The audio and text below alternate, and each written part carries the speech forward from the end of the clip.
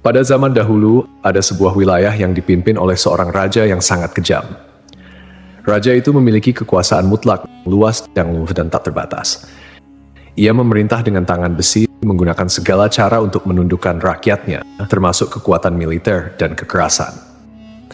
Raja itu tidak segan-segan menjatuhkan hukuman berat, seperti penyiksaan dan eksekusi mati, demi menakut-nakuti rakyatnya agar tetap patuh dan tidak berani memberontak.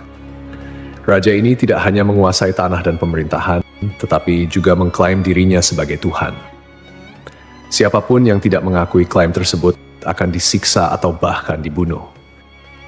Pada masa sekarang, di era modern ini, kita mungkin menganggap cerita ini sebagai mitos atau legenda belaka.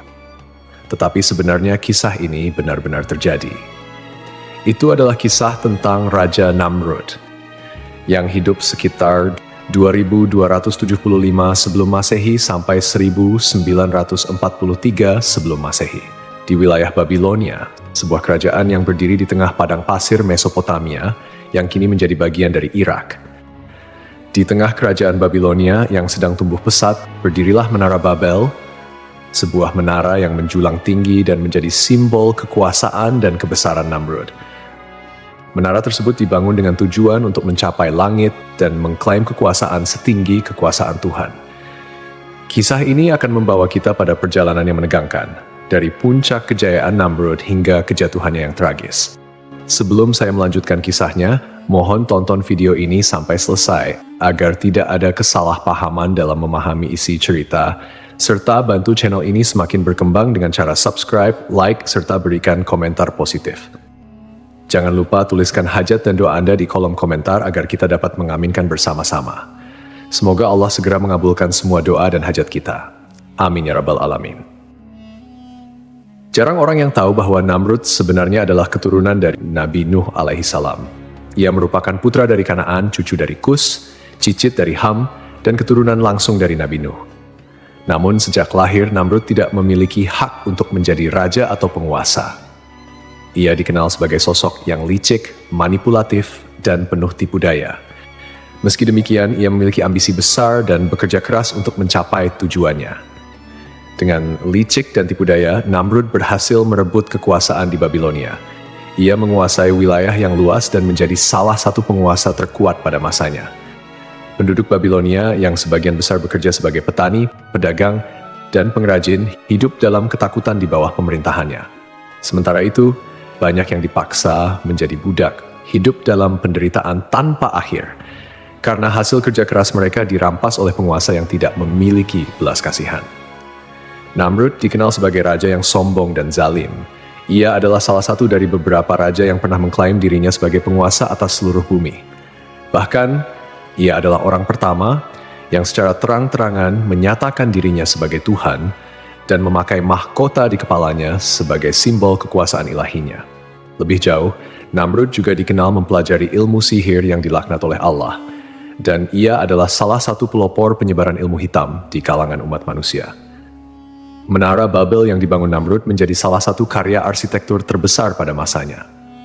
Menara ini dikenal sebagai salah satu dari 7 keajaiban dunia kuno. Dengan tinggi yang diperkirakan mencapai 91 meter, menara ini dibangun dari batu bata yang dipanggang dan disatukan dengan aspal dan memiliki tangga spiral yang mengelilingi eksteriornya. Dari puncak menara, orang dapat melihat pemandangan luas dari kota Babilonia dan sekitarnya. Namun, Menara Babel bukan hanya simbol kekuasaan Namrud, melainkan juga simbol kesombongan dan penentangannya terhadap Allah. Menara Babel dihiasi dengan berbagai macam ornamen dan relief yang menggambarkan kejayaan Namrud serta dewa-dewa yang disembahnya. Bangunan ini dianggap sebagai karya arsitektur yang sangat fantastis pada masanya, dibangun oleh ribuan pekerja termasuk budak dan para tukang yang terampil. Beberapa sumber kuno menyebutkan bahwa pembangunan menara tersebut melibatkan puluhan ribu orang dan berlangsung selama beberapa dekade. Proyek ini memakan waktu sekitar 20 hingga 30 tahun dengan berbagai tahap rekonstruksi. Tujuan utama pembangunan Menara Babel adalah untuk menunjukkan kekuasaan, kemegahan, serta ambisi Namrud yang ingin mencapai langit dan menyamai Tuhan. Menara ini bukan sekadar simbol kekuasaan, tetapi juga menjadi pusat kekuatan kerajaan Babilonia, yang merupakan salah satu peradaban terbesar dalam sejarah manusia.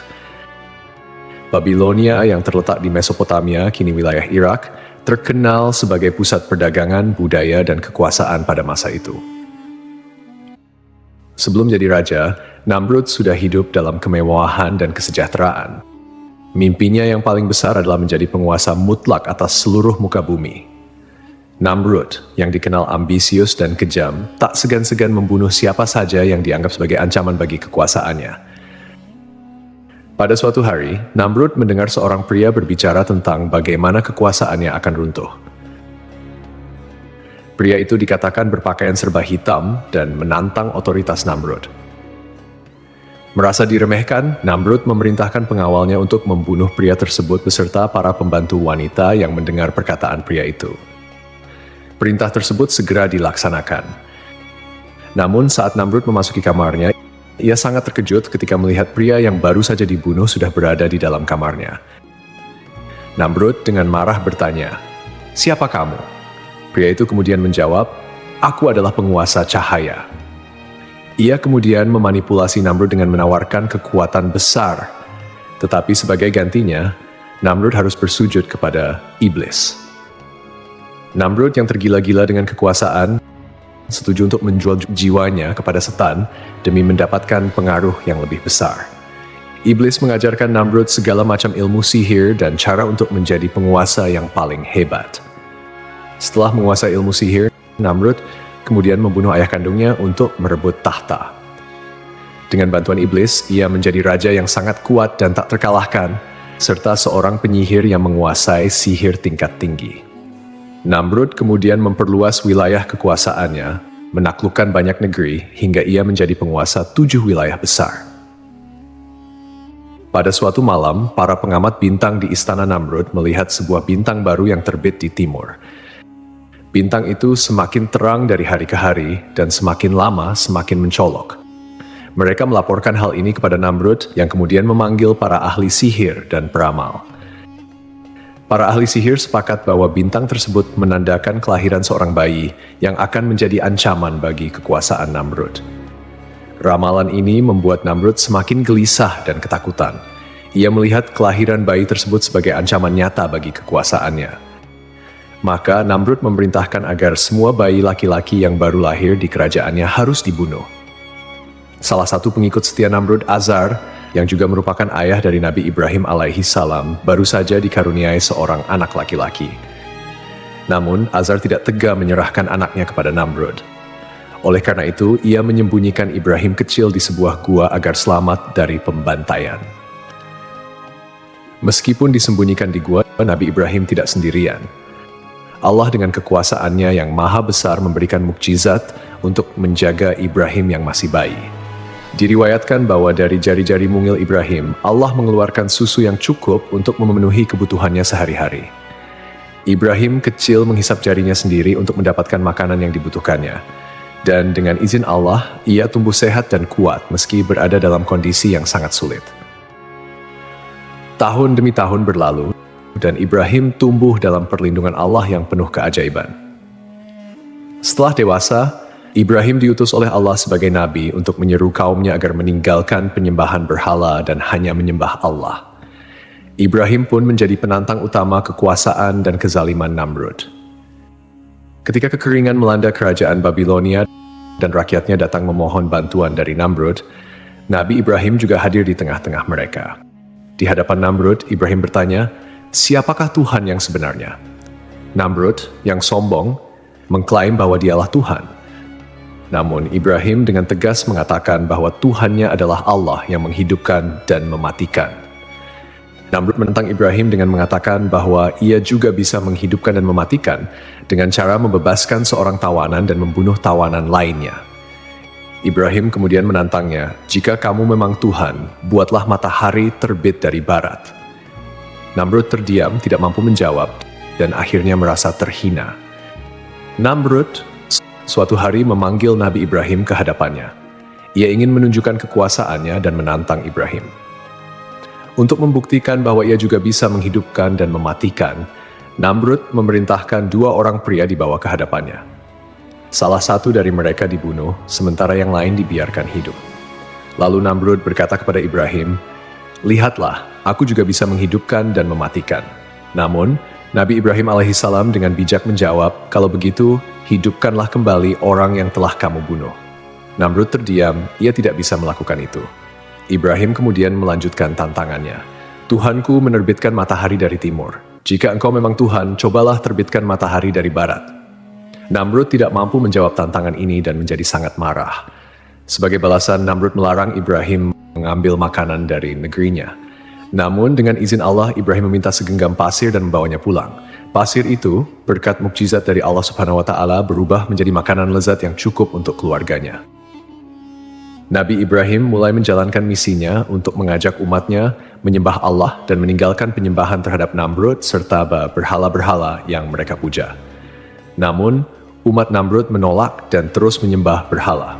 Suatu hari, ketika orang-orang meninggalkan kuil, Ibrahim menghancurkan semua berhala kecil dan menyisakan satu berhala yang paling besar. Ketika penduduk kembali dan melihat berhala-berhala mereka hancur, mereka membawa Ibrahim kepada Namrud untuk diadili. Namrud dengan penuh dendam memerintahkan Ibrahim dibakar hidup-hidup. Mereka pun menyalakan api yang sangat besar dan melemparkan Ibrahim ke dalamnya. Namun dengan kehendak Allah, api tersebut tidak membakar Ibrahim sedikitpun dan ia selamat dari hukuman tersebut. Peristiwa ini membuat Namrud semakin marah. Orang-orang mulai meragukan kekuasaan Namrud dan beralih kepada kepercayaan Ibrahim. Merasa kekuasaannya terancam, Namrud meminta bantuan kepada iblis. Iblis mengatakan bahwa Ibrahim adalah setan yang kebal terhadap api dan menyarankan Namrud untuk menggunakan cara lain. "Namrud, aku telah kalah berkali-kali dengan Ibrahim, dia terus menghina kekuasaanku dan sekarang rakyat mulai meragukan kebesaranku. Aku adalah raja dunia, tapi mengapa aku tidak bisa menundukkan seorang Ibrahim? Kekuasaanmu besar, tetapi engkau hanya kalah karena engkau belum menggunakan semua cara. Ibrahim bukanlah seorang manusia biasa. Ia dilindungi oleh kekuatan yang tidak bisa engkau lawan dengan kekuatan fisik. Lalu apa yang harus aku lakukan? Apa yang bisa mengalahkannya? Aku sudah mencoba membunuhnya dengan api, tapi bahkan api pun tidak mematuhiku." Iblis, Ibrahim dilindungi oleh Tuhannya, tetapi aku bisa memberikanmu kekuatan untuk menandingi itu. Sembahlah aku. Akulah yang bisa memberimu kekuatan sihir, kekuatan untuk mengendalikan segala hal di dunia ini. Bersama kita bisa menghancurkan Ibrahim. Mengapa aku harus menyembahmu? Bukankah aku adalah Tuhan di atas segala Tuhan? Engkau mengklaim demikian, tetapi lihatlah dirimu. Engkau tidak bisa mengalahkan Ibrahim. Aku akan memberikanmu kekuatan yang tidak engkau miliki. Sebagai gantinya, engkau harus menyerahkan dirimu kepadaku. Dan aku akan menunjukkanmu jalan untuk mencapai kekuatan yang lebih besar dari apa yang engkau miliki sekarang. Dalam kesombongannya, Namrud setuju untuk bersekutu dengan iblis. Iblis kemudian mengajarkan Namrud berbagai macam ilmu sihir, termasuk cara menggunakan kekuatan jahat untuk mengendalikan orang-orang di sekitarnya. Namrud semakin tenggelam dalam kekufuran, menyembah kekuatan jahat dan menggunakan sihir untuk memperkuat kekuasaannya. Ia bahkan menjadi penyihir yang sangat kuat dan merasa dirinya tak terkalahkan. Allah Subhanahu wa Ta'ala kemudian mengirimkan pasukan nyamuk sebagai hukuman kepada Namrud dan tentaranya. Nyamuk-nyamuk tersebut menyerang dan menghancurkan pasukan Namrud dan hanya menyisakan dirinya seorang diri. Salah satu nyamuk masuk ke dalam hidung Namrud dan menetap di otaknya, menyebabkan rasa sakit yang luar biasa. Untuk meredakan rasa sakitnya, Namrud harus memukul kepalanya dengan palu atau benda keras. Rasa sakit ini berlangsung selama 400 tahun, hingga akhirnya Namrud mati dalam keadaan yang sangat mengenaskan. Kisah ini menunjukkan bahwa kekayaan, kekuasaan, pasukan, dan bala tentara yang kuat tidak ada artinya di hadapan kekuasaan Allah. Kesombongan Namrud yang menantang Allah justru menghancurkan dirinya. Allah tidak perlu mengirimkan tentara besar untuk menaklukkan Namrud. Cukup dengan pasukan nyamuk, Namrud yang perkasa pun hancur. Dengan kematian Namrud, kerajaan Babilonia yang dulu perkasa mulai runtuh perlahan. Namrud tidak memiliki penerus yang kuat, sehingga kerajaannya terpecah belah dan menjadi sasaran invasi dari kekuatan asing. Babilonia yang pernah dibanggakan oleh Namrud akhirnya jatuh dan terpecah menjadi kerajaan-kerajaan kecil yang saling bersaing. Kisah ini menjadi pelajaran bagi kita semua bahwa hanya Allah yang memiliki kekuasaan mutlak, dan kepadanya lah kita harus tunduk. Hal ini menjadi bukti bahwa tidak ada kekuasaan manusia yang bisa melawan kekuasaan Allah, seberapapun kuatnya mereka.